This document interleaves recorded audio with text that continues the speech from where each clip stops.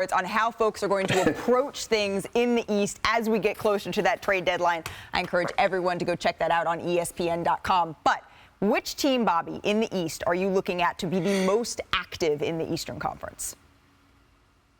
I think, Malika, for me, it's the Toronto Raptors, and we've got a little bit of deja vu from what we saw back in 2021 when we were focused on Kyle Lowry and Norman Powell. This time, it's going to be Fred VanVleet and Gary Trent Jr., and I think when you look at the situation with VanVleet, he's got a player option for this offseason here. He's played the second most minutes behind James Harden in the last 4 years.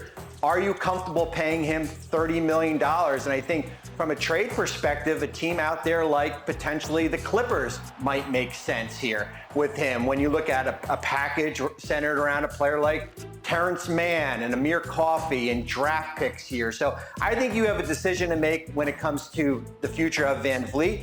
And then it's Gary Trent Jr., right? He's got a $19 million player option for next year. Can you afford paying your fifth best player $20 million as a free agent?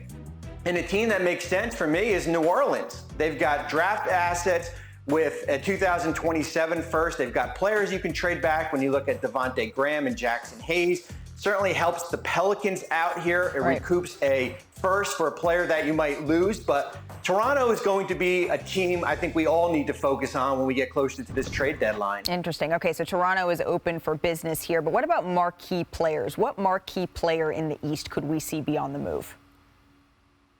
Well, this is probably a little bit more of a conversation for the offseason, but I think we should keep an eye on Chicago, right? They went all in 2 years ago certainly with DeMar DeRozan and Lonzo Ball. They signed Zach LaVine to a 5-year, $215 million contract, fighting just to get into the play-in tournament right now. And Malika, it is hard to pivot at the trade deadline.